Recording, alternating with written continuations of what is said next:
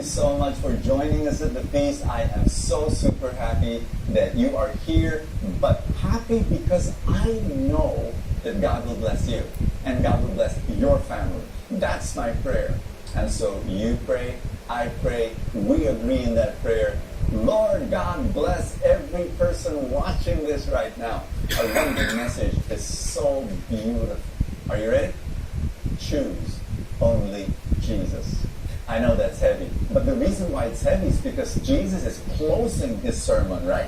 And so when you close your sermon, he's asking for that decision. Choose only Jesus. Now, in this closing section, he is giving 4 warnings. He's saying, guys, there are 4 fake things, 4 false things. They're false. And he's going to show you what these false things are. Then he says this, don't do that. Don't buy into that because it's going to destroy your life. Be discerning and open your eyes to see, oh, it's false. So you don't want to go in there because it will destroy your life. In this talk, I will also share with you, ask you 4 questions, tough ones, very tough. And my prayer is that if you answer these 4 questions truthfully, believe you me, it will change your life forever. So, are you ready? I will begin by a story from my, when I was young and single and very poor. I needed rubber shoes, and so I entered this shoe store. And the sales clerk there, he looked at me from head to toe. And, have you ever experienced that? Like that, the salespeople, they can like size you up. And then he knew automatically, looking at how shabby my clothes were. Now, I want you to know that at that time, that was my St. Francis of Assisi, be poor to please God. The only way to be holy is to be actually destitute. And so those were the season of my life, okay? So he looked at how shabby my clothes were, and he kind of like figured, this guy won't be able to afford any shoe in my store. So what he did was crazy. He walked back to his stockroom, went out carrying a shoebox, and he carried it like the way a drug dealer carries punk bag, and he whispers to me, this is a Nike imitation. And then he opened it, made me wear it, I looked at it, and OMG, it looked like a Nike, it smelled like a Nike, it wore like a Nike, but it was not a Nike because he was selling it at 20% the price. So, 3 weeks later, I'm wearing my Nike, quote unquote, and then it started disintegrating beneath my feet. It disintegrated. So, you know what? If somebody was following me, it would be easy. Why? Because everywhere I went, I would leave fragments of rubber, like a trail of that. And the sole separated from the shoe, that my shoes were smiling. Yeah, I told my friends, you know what, guys? My shoes, they're also Christian. They obey 1 Thessalonians 5. Be joyful always. So anyway, my point is this. I'm sorry for being corny, but my point is this, that Jesus says there's fake things around you. Don't buy into them. No, because they won't last. And Jesus wants your faith to last. Jesus wants your relationship with God last. This is it. So what are the 4 things, fake things, that he warns you of? Let's begin. Number 1, it's the fake gate. That's number 1. Jesus said, you can enter God's kingdom only through the narrow gate.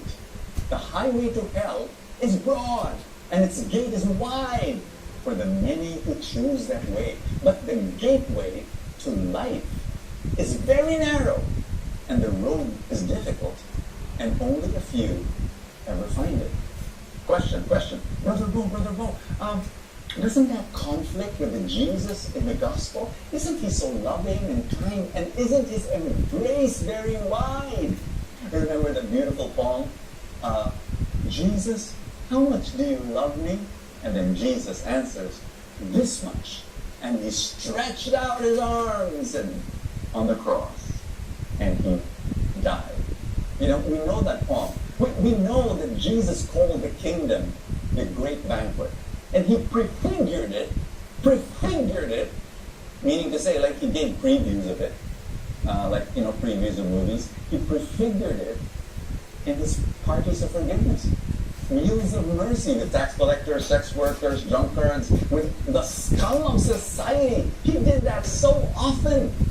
I mean, his embrace is so wide, befriending the Samaritan woman with the 5 husbands and forgiving the adulterous woman. So what in the world is Jesus saying? That the gate is narrow when his embrace is wide.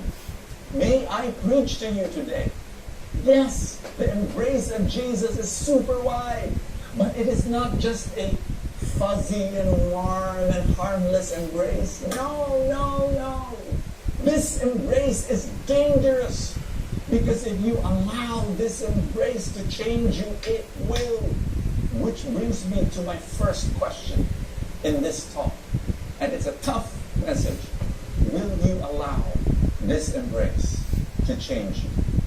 Friend, will you accept this embrace until it changes you? I want you to know that a lot of people think that to be a Christian is to say yes once, Yes, embrace me. Amen. Okay, and then you walk your way. No. This embrace will linger. This embrace is permanent, and you allow that embrace to change your life. I want you to know that there really is only one gate, friends. Only one gate. And that gate is Jesus. Now, warning. That's what the warning of Jesus said. There are many false gates. And don't enter into them. What do I mean? I'll give you 4 examples. How about that false religiosity that God is like a decor that you hang on the wall? Keep him there, Oh, he's so religious, he's praying and all that. But you don't allow that God to invade your life. You don't allow that God to disturb you and to change. No. Or a false religiosity that, makes you kind of like, I want to be healthy, Lord, and I want to be wealthy, Lord, I want to be happy, Lord. That's why you're praying. That's why you're pursuing God. Well, what if he doesn't answer your prayer? What if, What if? And you don't allow this God to liberate you from the prison of self-absorption, of selfishness, the false religiosity of, how about this? Pray, yes. Go to church, yes. Read the Bible, yes. And the focus is all there without making you serve the suffering. Without letting you understand that the same Jesus that you meet in prayer is actually the same Jesus that you meet in the poorest of the poor and in the outcasts and in the suffering. Or, maybe give you one last final example before we move on. How about a false religiosity that says, be moral, be good, be kind, but it never tells you that it is impossible, that you need Jesus, that you need to take a posture of humility and say, Jesus, I need you. I can't do this on my own. So there. That's only Jesus is the true gate. Are you ready for the second thing he warns us about? The second false thing. Number 2, false teachers. Here's what Jesus said. Beware of false prophets who come disguised as harmless sheep, but are really vicious wolves. OMG. I mean, doesn't that give you the horror movie vibe? It's almost like these false prophets are, that sweet elderly couple living next door, sitting on their porch in a cute house, rocking in their rocking chairs, and every time they see you, they give you this friendly wave and this warm hello. And then the following week, they knock on your door, you open it, and they're there, both of them, they're there, grandpa and grandma, giving you a fresh baked bread in a basket. The following week, they knock on your door again, and they give you a bottle of cold milk and a jar of cookies. The following week, they invite you for dinner, and you say yes, and on that fateful night, you knock at their door, they open their door, this lovely house, you go in, Lola gives you a glass of cold lemonade, you took a sip, and that's the last thing you remember doing, because when you wake up, you open your eyes, you are lying down on their dining table, you are tied up, and grandpa and grandma they're holding their spoon and their fork and they're smiling at you? Because they invited you for dinner, they did not tell you that you will be their dinner. They're cannibals. They just ate all their children already, and that's why they're eating out their neighbors. I know, I've got a crazy imagination, but it's almost like that, where Jesus is saying, they will pretend to be sheep and they will pretend to be harmless, but know and understand, this is reality, guys. This is raw reality. There are false teachers who will look so harmless and innocent, but they will devour you. Oh, be careful. Be careful. Now, what did Jesus mean? So how do you know if a teacher is false? He gives you this sign. He says, you can identify them by their fruit. That is, by the way they act. Remember, underline that word, act. Can you pick grapes from thorn bushes or figs from thistles? A good tree produces good fruit, and a bad tree produces bad fruit. A good tree can't produce bad fruit, and a bad tree can't produce good fruit. So every tree that does not produce good fruit is chopped down and thrown into the fire. Yes, just as you can identify a tree by its fruit, so you can identify people by their actions. My dear friends, fruits are actions. Isn't that amazing? Isn't that so? It's not words, it's not intentions, it's not rituals or knowledge, it's not appearance or attire. It's daily actions in your daily life, in your daily relationships. Am I making sense? It's so clear. Now, can I give you some examples? Basically, it's this. I want you to know that religious leaders, they sin. All of us do. I'll be the first one to tell you that our feast builders, all of them are sinners. And we sin as much as we breathe. So, let's get that out of the way. All of us sin. I sin. But, here's the difference. If a religious leader or teacher has an unrepentant lifestyle of sin, that is a false teacher, that is dangerous to the flock, and you need to get away from that person. I am going to tell you that, I'll give you some examples, maybe some extreme examples.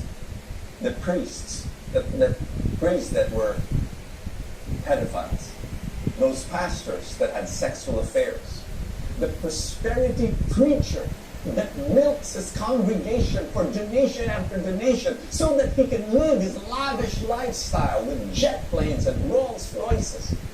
They're there. And it's so sad. But there could be more subtle examples, like greedy leaders, selfish leaders, arrogant leaders. Basically, Jesus was saying, you have to discern, you have to protect yourself. But can I move one step further and ask all of us, even if you are not a leader, and even if you're not a teacher, are you bearing the right fruits? It's here that I want to share more personally that, I've been serving God and been in ministry for 40 plus years. And so I've seen everything in all those 4 decades. And I always get awed, wowed, when I see the bells and whistles of incredible ministry work. Meaning to say, for example, magnificent cathedrals, 400 years old. It's so amazing. It's like it transports your mind and your spirit to the transcendent. Or when I am in a monastery, a medieval monastery, and I hear chanting of the monks, just like, this is heavenly. Or I'm in a worship concert, modern worship concert with 16 LEDs, the works, it just blows your mind. Or I have a Christian organization that runs so strategically, in effect, cutting-edge strategy. Like they run it like Google. It's like, whoa! I salivate learning from them. And yet, can I share this with you? 40 years later, I go back to the question, what is Jesus looking for in a local church like ours? And what is he looking for? He's looking for what he said in the Gospel of John, chapter 13, verse 35. Your love for one another will prove to the world that you are my disciples. At the end of the day, you know what he's looking for? Which is the question I want to ask you today, the second one. Are you bearing the fruit of loving relationships? This is the fruit that he is